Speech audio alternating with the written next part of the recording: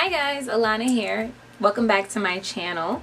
So in today's video we're going to be talking about everything that you need to know about foundation. Now I've been wearing foundation for quite some time now and I've learned a lot throughout the years. So I just really want to be able to share what I learned about foundation and help some of you out who may be kind of stuck in a weird place about what to get. Don't worry, because I got you covered. We're going to discuss everything from what foundation even really is to the rules of foundation. Oh wait, you didn't know that there were rules? Okay, stay tuned. Okay, so first things first, what is foundation and why do people even wear it? Foundation is actually exactly what the word says it is. Foundation is what preps your face for the rest of the makeup that you're going to put on it. So if you think of it like building a house, if you build a house without a foundation, you're not really going to have your house for very long, right? So it's the same thing when it comes to makeup. If you try to complete a makeup look without foundation, everything's kind of going to go everywhere. Foundation creates a blank canvas and evens out your skin tone. That way anything else that you put on top of your foundation, whether it be your highlight, your contour, your blush, mascara, eyeliner, eyeshadow, whatever it is that you want to use to create your makeup look, will stay in place when you have the foundation set correctly.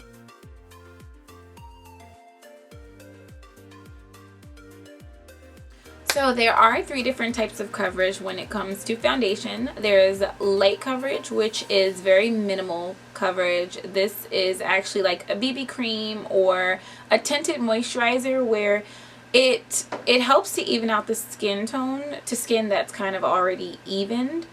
And it really doesn't provide any coverage whatsoever. If you are someone who has clear skin and your skin is pretty much just one color all across the board, then you can get away with a light coverage foundation. So if there's any scarring that you want to cover up, then light coverage foundation probably will not be the best option for you.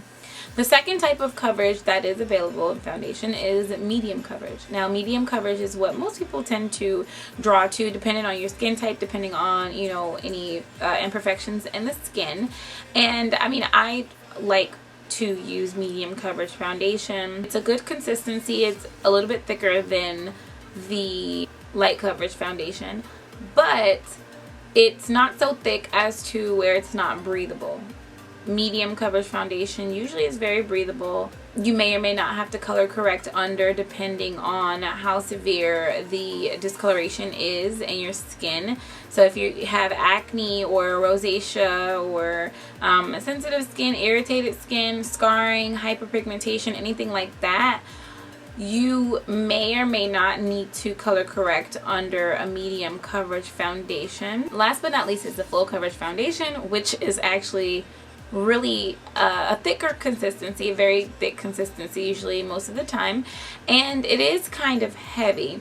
However, it is very good with the coverage and it's able to cover a lot of hyperpigmentation, and all of those different types of skin issues that I mentioned earlier would definitely be able to be covered somewhat by a full coverage foundation.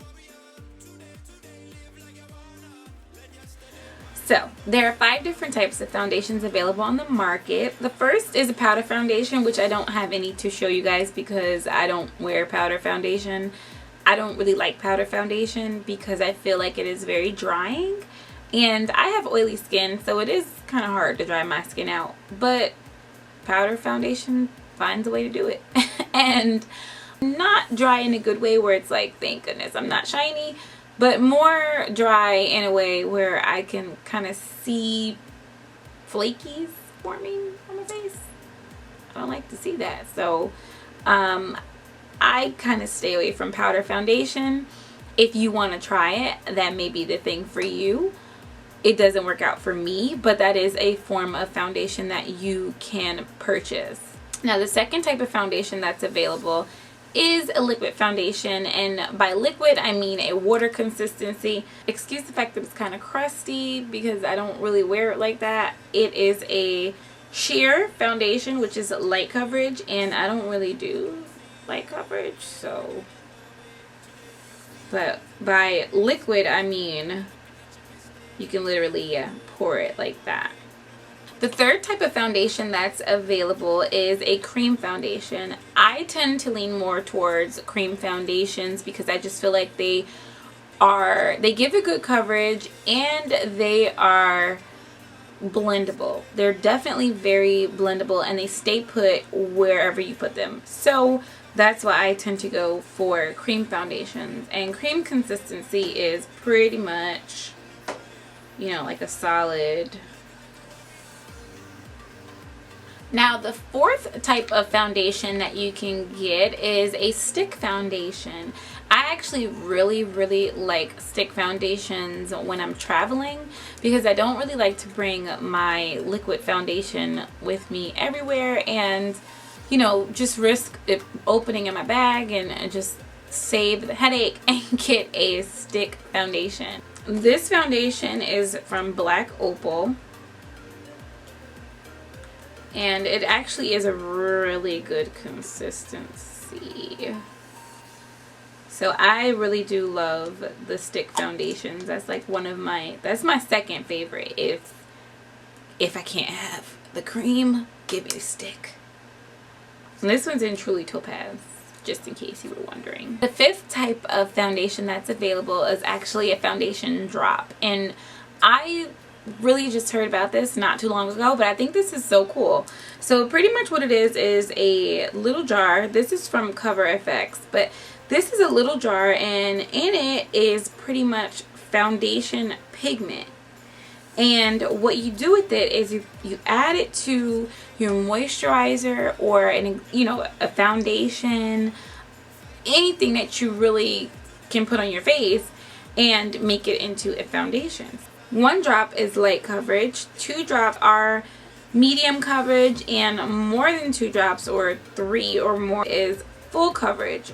And I just think that's really cool that you can just buy this. I mean, this was $40, but I think it's worth it because you can turn anything into a foundation. I have foundations that I bought that were not my color, and now they are.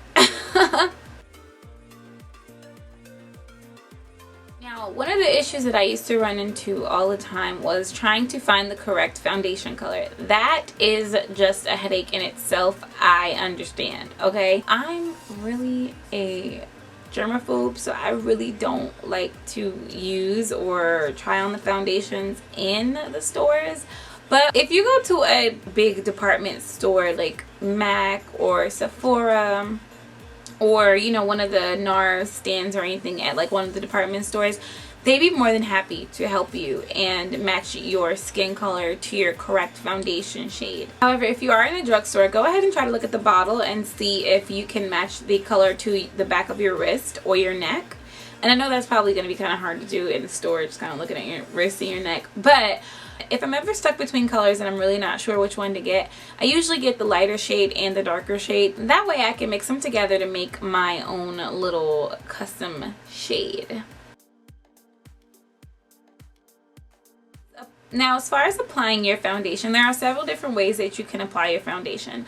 Personally, I like to dab it on with my fingers first and then go in with a beauty blender or beauty sponge and makeup sponge and just lightly pounce everything out and blend it in. And that is really important because it kind of gives an airbrush finish. The beauty blender is actually used wet. It's kind of small now because it's dry. I used it earlier, so don't judge me why it looks like this. Real Techniques actually has a really great sponge and I think it's only $7, and you can find it at Target or I believe Kohl's, but I will double check that and put it down in the description box. Another way that you can apply a foundation is by using a brush. Now, personally, I don't like to use brushes because I feel like they soak up too much foundation and they don't really evenly distribute. But if you don't have a makeup sponge, you may need to use what you have right now. So the best type of brush to use for applying foundation are going to be flat top brushes. Now, these are 2 different brushes. This is a stippling brush and this is a regular. The stippling brush is a good tool to use to apply foundation because the brushes at the top are not very dense at all, meaning that the product is not going to get soaked up by them. But if you were to use a stippling brush, you would just go ahead and dab on your foundation and then kind of buff it in nice little circles to make sure that you blend in everything well. And last but not least, I want to tell you guys the rules for wearing foundation. Now, just like any solid foundation, you definitely need to prep before you get started. So before you do your makeup, you always want to make sure that your face is 100% clean. After it's cleaned, you want to make sure that it's moisturized. That way your skin is nicely hydrated and ready for the amount of activity it's about to encounter. After it's moisturized, this step is optional, but I definitely do recommend it. You might want to prime, especially if you have oily skin. Primer definitely acts as a barrier between the skin and the makeup, and what it does is kind of erase your pores out of your face. That way your foundation application just looks a lot more flawless and a lot more smooth.